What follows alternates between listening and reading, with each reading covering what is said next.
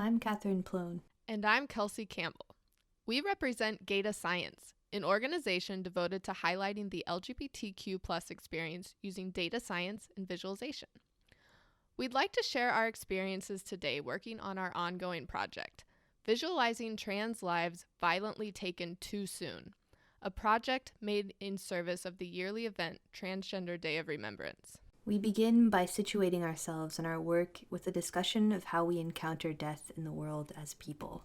In her essay, Love as the Practice of Freedom, scholar Bell Hooks emphasizes how the processing of grief is essential for life-giving political change. In the wake of loss, a path to healing, justice, and action is well known by community organizers and activists, with a rich history of visual representations. Data visualizations are part of that rich visual history, wielded by folks such as W.E.B. Du Bois and Florence Nightingale, who used data visualization politically, making particular kinds of living and loss known, evident, and acted upon. That's because data visualization is powerful as a visual sense-making tool. They help us make sense of realities distributed over time and space, nearly impossible otherwise. How data visualizations present the world to us, by design and aesthetics, set us up for certain kinds of relationships to those realities represented through data. And yet, practices for visualizing data about death often fall short of making sense of those losses, of being in good relationship with the loss of those who have passed. At the time of writing, in January 2021, every day we are losing similar numbers of people to COVID-19 as the 9/11 terror attacks. On September 11th, 2001, Americans like me experienced the numbers of dead and dying through visceral and heart-wrenching video, through blood, dust, and shrapnel. Using these images, we were at least able to grieve, make some kind of meaning out of the immense pain of those political losses, for better or for worse, feeling that those people were taken from us. In sharp contrast, the realities of the dead and dying during our current pandemic are decentralized across the entire country, often hidden away in lonesome hospital rooms. We must then use visual sense-making tools such as data visualization to aggregate and make sense of the loss. Those taken are often abstracted into the lines and dots in the visualizations deployed by news and academic organizations like the New York Times or Johns Hopkins University. But does it feel like 9/11-sized losses are occurring every single day? In a pandemic left out of control by our government, many of these losses are avoidable, but does it feel like people are being taken away from us?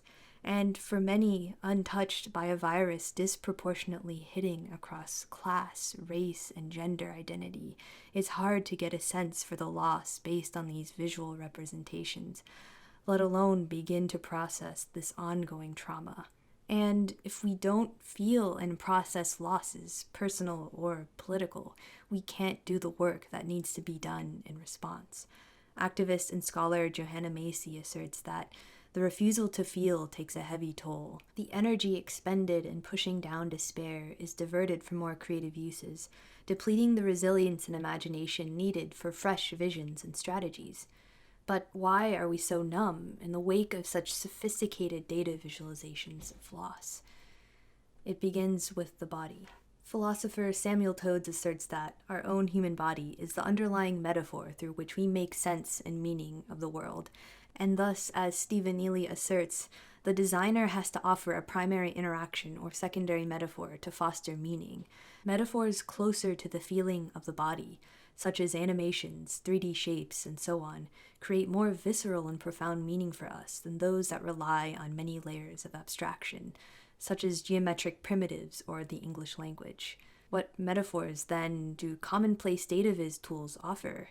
Still and crisp lines and circles are a far cry from the multitudes of the humans abstracted within, metaphorically essentializing, and in turn disappearing bodies into the tick of a vector.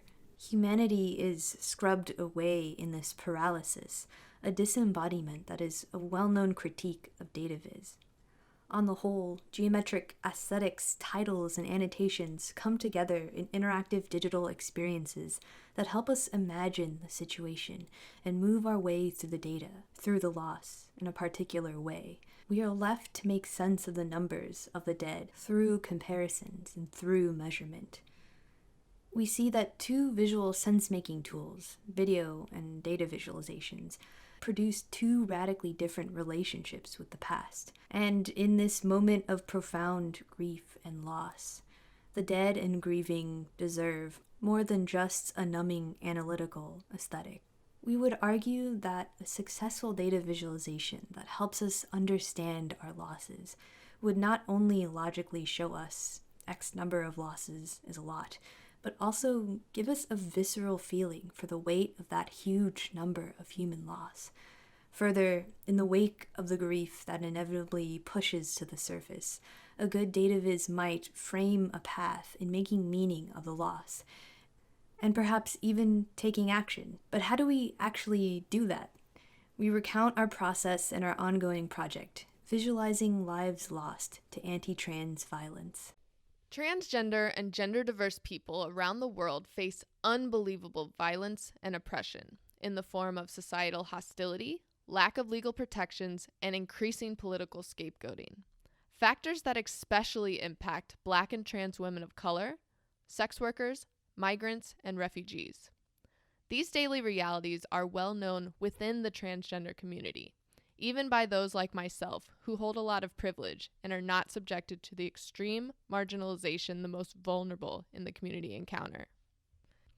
In the face of this extreme violence and discrimination, the transgender community shows great resilience, with activists and nonprofits working to fill in the gaps that are left by state apathy. One of these long-standing efforts is the impossible task of monitoring murders and deaths of trans individuals globally. Transgender Europe and UK software engineer Anna Jane Metcalf work with local organizations around the world to identify and document deaths of trans people. This work is extremely difficult. In addition to the gruesome nature, trans folks are often intentionally misgendered in reporting and rarely get justice. Community relationships are crucial in identifying as well as respectfully recognizing and honoring these victims. As you read these reports, you are confronted with the horrific reality of anti-trans violence. Over and over, it is sickeningly clear that the victim was targeted because of their transgender status. While painful to read, the graphic records were actually the original motivation for this project. People outside of the transgender community need to feel the weight of this violence and truly understand the urgency for trans rights. At the heart of these records is a call to bring awareness and visibility to trans lives that were taken too soon. Because Metcalf and Transgender Europe collect these reports, we are afforded an opportunity to bear witness to the magnitude of anti-trans violence and the often suppressed stories. That is the spirit in which we also humbly visualize this data. For trans audiences that are already aware of or even facing this violence, efforts to honor and memorialize known lives that were lost take place in yearly vigils held for Transgender Day of Remembrance. These events already make space for feelings of solidarity, community, grief, and validation, and serve folks in trans communities relatively well. But what of folks not within these spaces, but sympathetic? As with the Black Lives Matter movement or our current pandemic, folks outside of the lived experience must also bear witness to it and take action. Our project takes up the task of speaking to cis audiences who must viscerally feel the legitimacy and inherent value of trans identities in life in order to act meaningfully as allies. Even further, Dataviz folks are often in a place where they must clamber into the world of someone else's data, make sense of it from a different perspective. I, as a cisgender person, must do my best to understand the realities this data must tell us of, its purpose as told by those within that world. In climbing into the world this data tells us of, we internalize its purpose, which serves as a North Star for this project. In asking why the data was collected and what practices and feelings the data enables, we found the need to memorialize, to honor, and to bear witness to trans victims and their stories. We bring these imperatives together in an approach to handling the data for visualization, which becomes handling the story of each person's life. For a community that is so often erased, this is a tremendous responsibility. In fact, data doesn't even feel like the right term to use to describe such important records of trans lives lost. Each of these reports are painstakingly researched by the local community, the Transgender Europe team, and Metcalf to compile as much information as possible about the circumstances of death, as well as who that person was in life. We make a point to continue this manual approach to curation in our humble usage of this data. The stakes are just too high for automation, and because of that, we manually touch each piece of information that we intend to display to ensure that it is both accurate and respectful. This process is an ongoing negotiation that often involves wrestling with or paying attention to a number of complex dynamics. This process is certainly imperfect, and one that requires a tremendous amount of personal awareness and cultural competency of both the trans community and a general audience. However, from the initial report or identification to our final visualization, each of these records has been touched multiple times by members within the transgender community, with the single goal of honoring the victim through bringing awareness to their life and death. After building an approach for handling the data, we sought ways to internalize it. Given our goals to memorialize, honor, and bear witness, what kind of attunement, ways of thinking and feeling are preferred when engaging with this data? My initial visualization was driven by a desire for more cisgender folks to be exposed to the data records and ultimately gain an understanding of the scale and horrifying reality of anti-trans violence. The visualization displays the records in a more accessible way. However, we sought options for data visualizations that also bring the necessary feeling of grief and meaning into our hearts. We started with taking a look at the way TDOR began as a physical vigil. Metcalf provides a guide with principles for hosting your own day of remembrance. We synthesized these into a flow of feelings one might experience during a vigil, a guide for experiencing the reality behind the data. The moves in a vigil resonate with Joanna Macy's spiral, a pattern of moves for coping with grief, pain that transforms us into relationship and action. What specific rituals or actions, then, might ground each of these feelings? Kelsey drew from their experience attending TDOR vigils, and we brainstormed specific acts. We grouped those actions into larger categories, which serve as the foundation for building visual metaphors. And because they are grounded in physical space, we stay attuned to how the body might feel in encountering related metaphors. From that flow of both feeling and physical movement, we were set up to build data visualizations that speak to those moves, to let us grieve and to honor the lives lost. Here lies a meaningful path, a set of moves for encountering data about death, a script that evokes a sense of honor, memorialization, allows us to bear witness, which may ring true to the purpose of telling those stories.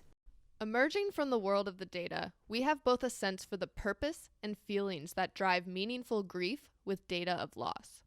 Every visual we concoct must flow from this purpose, and from there, we can design towards a relationship. Cis audience bearing witness to a world of trans beauty and anti-trans violence, cultivated through data visualization. Meanwhile, every visual we create comes from our own position, culturally, geographically, identity-wise, and so on. For me, being a part of the cis demographic substantially bounds my perspective, and this project might not be appropriate without a collaboration between both me and Kelsey. Even larger, both of us are white, middle class, and were raised in so-called America. We place ourselves there, drawing from visual grief practices from our own lived experiences. Instead of usurping others, we own that situatedness. Thus, we don't offer an all-encompassing grief visualization solution. A multitude of visual grief cultures will produce multitudes of unique visualizations, and the following is ours. So, what kind of digital interactions emerge from the flows within a vigil? From this place grounded in physical categories for acting and feeling, we brainstormed visual metaphors and a journey map for an interactive experience. In our current draft of the experience, you begin in the presence of trees representing those who are lost. The labor, purpose, and meaning of the data are framed up front. We begin hearing an individual's story, while looking at a spotlighted tree representing them. Then the tree is destroyed from the scene, and all that is left is the branch representing their story. You collect the branch, placing it into a wreath. We continue non-linearly, meandering through stories. The path is random, and like in a vigil, we hear each person's story. Trees continue getting destroyed, and you continue to add branches to your wreath, until all that's left is an empty landscape. We feel the absence of the trees, the void left by their destruction. In the midst of all that loss, we turn to celebrate the beauty of the wreath you now hold, containing the wealth of stories from those gone. You are then tasked with tangible moves, links to community for trans folks already not involved, and a kit of materials for action aimed at cis folks. You take the wreath with you as a digital artifact. There are a lot of deaths. The time required of you engaging with this visualization is lengthy. The task of hanging with the data, the stories, is tiring. By the end, you might feel the weight of the death and the beauty, the gift of these stories. You might also have a forward motion towards allyship. Let's break apart some noteworthy visual aspects of this journey map. For us, the journey to find a visual metaphor began at wreaths. Beyond being a common feature at American funerals, from Mexican-American families in the 20th century to traditional Appalachian funerals, wreath making is also an ancient practice in many cultures. Wreaths can represent what was shed of the past, both metaphorically and literally. In America, during the Victorian era, hair was considered a gift for intimate friends and was incorporated into funeral wreaths. In making a wreath, the act of braiding is a show of attention, of beauty. Kimmerer in Braiding Sweetgrass speaks of the connection of kindness and something more that flows between the braider and the braided, the two connected by the cord of the plait. In making a mourning wreath, we are attending to the stories with care. Even further, wreaths are a tangible memento mori, a visual reminder of our relationship to those stories woven into the wreath as we take up the task of responding to the violence behind the losses. What could convey the presence of those past?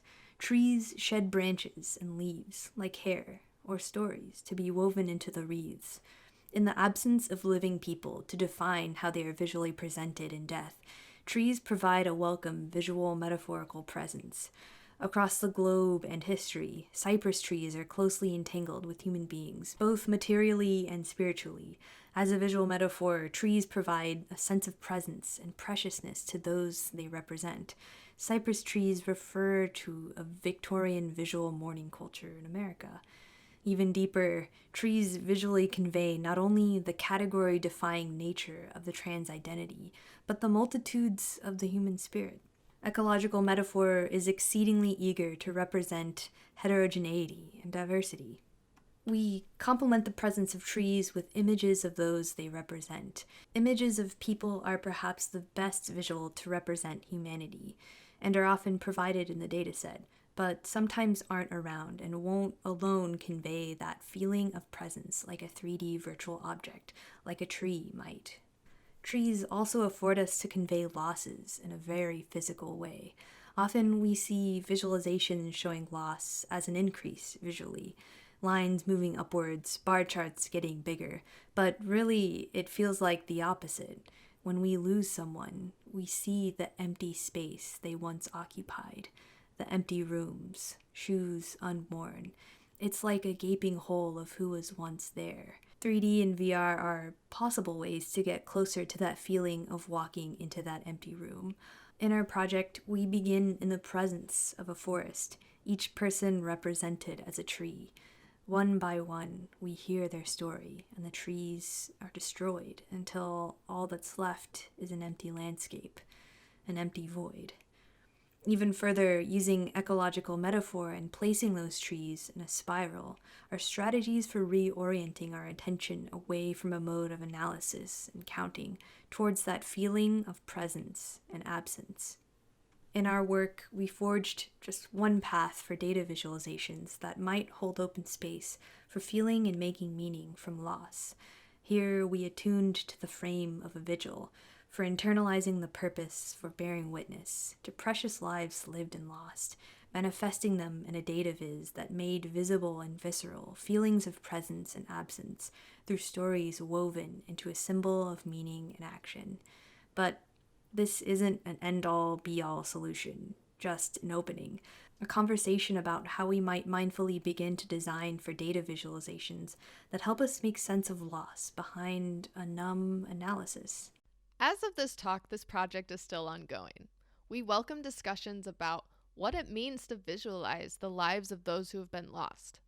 We also invite you to sign up for updates about the project and to check out the written version of this talk, which has more links and resources. Thank you for listening.